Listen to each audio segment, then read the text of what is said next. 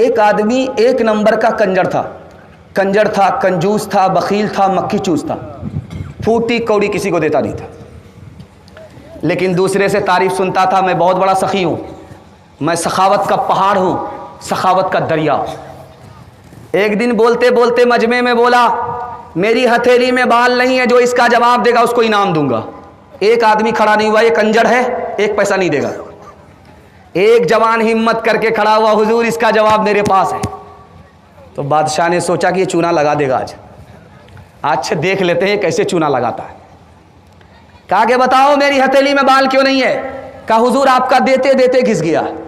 अल्लाह, बोला ये चम्मच ही नहीं, ये तो बहुत बड़ा चमचा है, ये तो पूरा मक्खन मार रहा है, जबकि मैं फूटी कौड़ी किसी को नहीं देता। तो बोला कि ये तो मेरे पैसे में चूना लगा देगा। तो मंतिक से पूछा कि ठीक है, मेरी हथेली में बाल नहीं है, देते देते घिस गया, इसका जवाब दो, तुम्हारी हथेली में भी तो बाल नहीं है। बोला हजरत इसका भी जवाब मेरे पास है, आपका देते देते घिस गया, मेरा लेते लेते घिस गया। अल्लाह, बादशाह समझ गया कि आज ये चूना लगा देगा, मेरा रिकॉर्ड खराब कर देगा। मैंने आज तक 1 रुपया किसी को दिया नहीं, मेरा रिकॉर्ड खराब कर देगा, लेकिन हम अपना रिकॉर्ड खराब होने नहीं देंगे। बादशाह ने तीसरा सवाल किया कि ठीक है, मेरा देते देते घिस गया, तुम्हारा लेते लेते घिस गया, और ये पूरी बस्ती के लोग जलसा सुनने किसी की हथेली में बाल लेगा, हुजूर इसका भी जवाब मेरे पास है। आपका देते देते घिस गया, मेरा लेते लेते घिस गया, और सब कुछ हमको मिलता है, इन लोगों को कुछ मिलता ही नहीं है। मारे अफसोस के हाथ मलते मलते इन लोगों का घिस गया है। 8 गांव के चौधरी, 12 गांव के राव, 8 गांव के चौधरी, 12 गांव के राव, अपने काम ना आओ तो, अपने काम ना आओ तो ऐसी तैसी में जाओ, ऐसी तैसी में जाओ।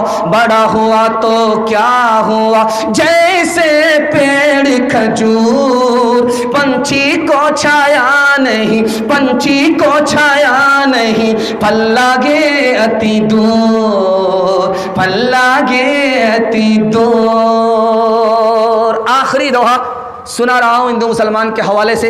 हिंदी भी हिंदुस्तान की ज़बान है, उर्दू भी हिंदुस्तान की ज़बान है, दोनों हिंदुस्तान की ज़बान है। अमीर खुसरू मरहूम मुसलमान होकर के हिंदी ज़बान के शायर जा रहे थे, 4 लड़की कुएं से पानी निकाल रही थी। प्यास लगी तो लड़कियों से कहा बेटी पानी पिला दो, प्यास लगी। तो लड़कियों ने कहा कि आप शायर आदमी हैं, आपको फ्री में पानी नहीं पिलाएंगे, शेर पढ़िए तब पानी पिलाएंगे। क्या फरमाइश बताओ? तो एक लड़की बोली मुझे खीर खाना पसंद है, खीर पर मिश्रा कह दीजिए। दूसरी लड़की बोली मेरी माँ चरखा चलाती है, कपड़ा बुनती है, चरखा पर मिश्रा कह दीजिए। तीसरी लड़की बोली मेरे घर में कुत्ता है, रात भर जागता है, घर की हिफाजत करता है, कुत्ते पर मिश्रा कह दीजिए। चौथी लड़की बोली कि मेरा बाप मुहर्रम में दारू पी करके ऐसा ढोल बजाता है, दोनों तरफ से फट जाता है, ढोल पर मिश्रा कह दीजिए। 4 लड़कियों की फरमाइश को अमीर खुसरू ने 2 मिसरे में पेश किया।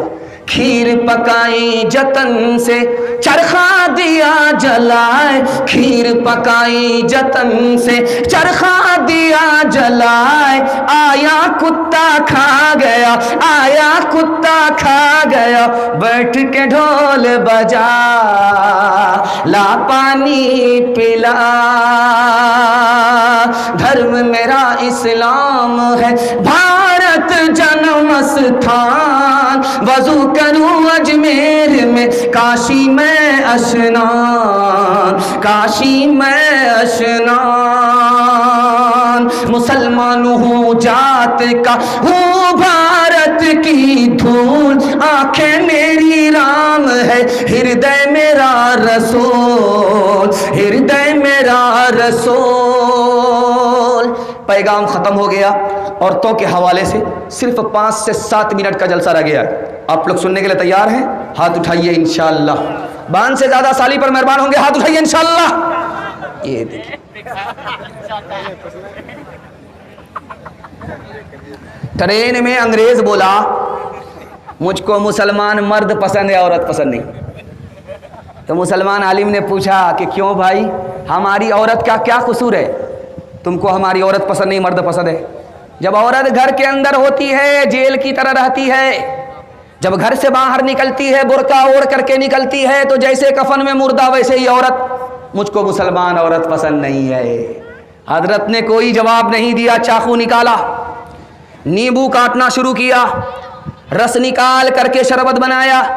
जब पीने लगे तो अंग्रेज से कहा मैं तो अपना शरबत पी रहा हूं और आपके मुंह में नींबू कटने की वजह से जो पानी आया वो शरबत आप पी जाए। बोला हजरत आप बिल्कुल सही कह रहे, जब नींबू कटता है देखने वाला अपनी आंख से देखता मुंह में पानी आ जाता। हजरत ने मौके का चौका मारा। हमारी औरत जब पर्दे से बाहर होती है, आपे से बाहर होती है, सड़क पर आती है तो आवारा लोगों के मुंह में इसी तरह पानी आ जाता जैसे नींबू देखने वाले के मुंह में पानी आ जाया करता है। हजरत अभी बैठे ही थे, बयान करने के लिए एक जवान लाठी लेकर के खड़ा हुआ। कहा हजरत सब पर बयान कीजिएगा, पर्दा के ऊपर मत बोलिएगा, लाठी हाथ में। तो हजरत ने कोई जवाब नहीं दिया।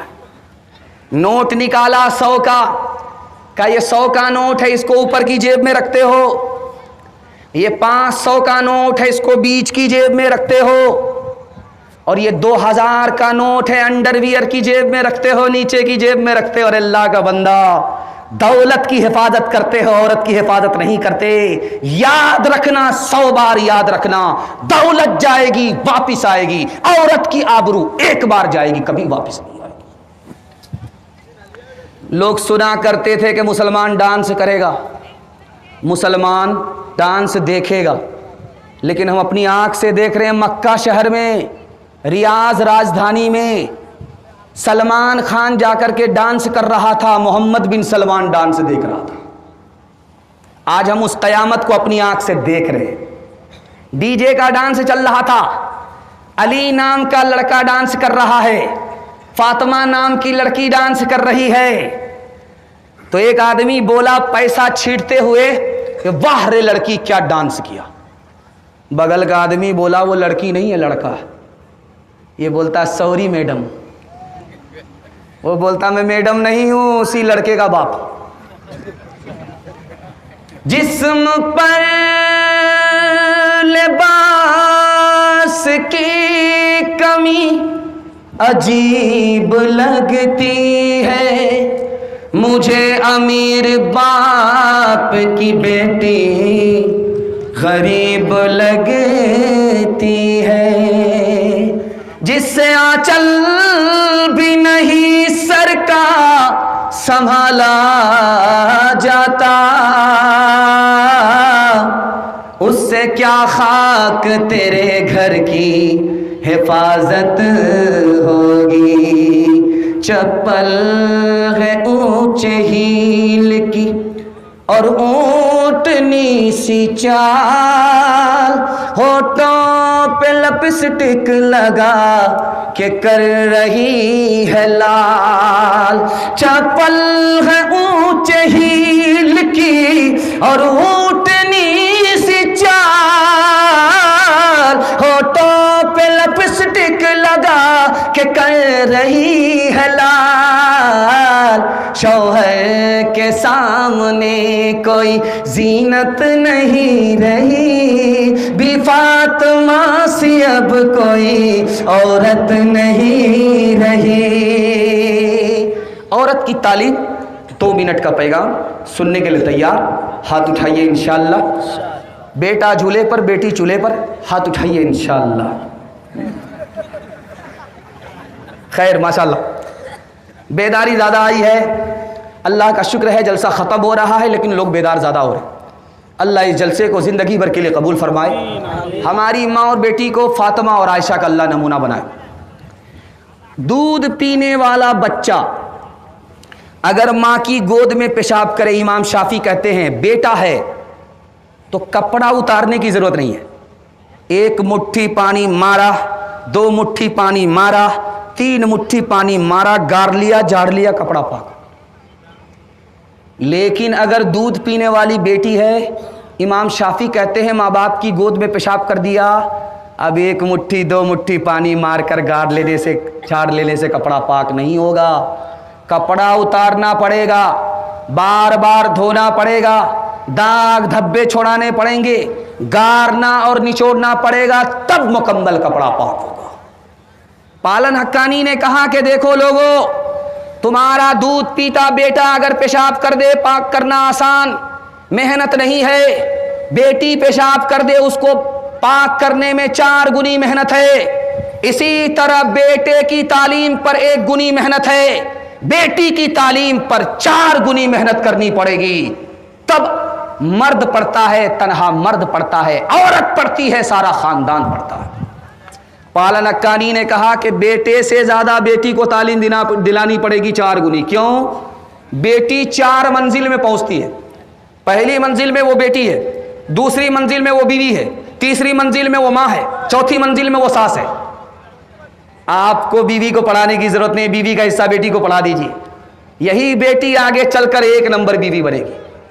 माँ को पढ़ाने की जरूरत नहीं है, माँ का हिस्सा बेटी को पढ़ा दीजिए, यही बेटी आगे चलकर 1 नंबर माँ बनेगी।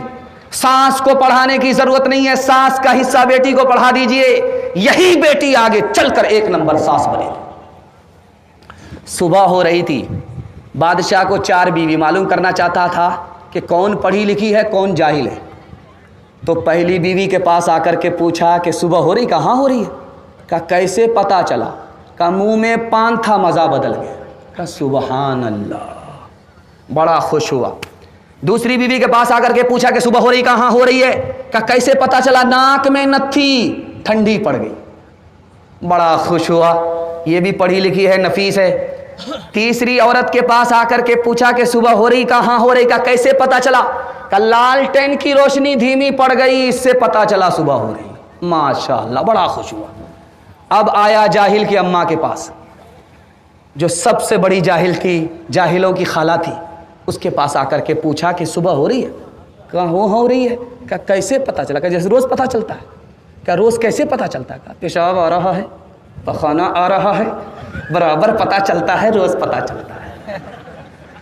ये चाहे तो जन्नत ही घर को बना दे, ये चाहे तो दोज़ख ही उसको बना दे, ये चाहे तो इज्जत हमारी करा दे, ये चाहे तो जिल्लत में हमको गिरा दे, ये चाहे तो रुसवा ज़माने में कर दे, ये चाहे तो इज्जत के फट जाए पर्दे, ज़माने की रफ्तार,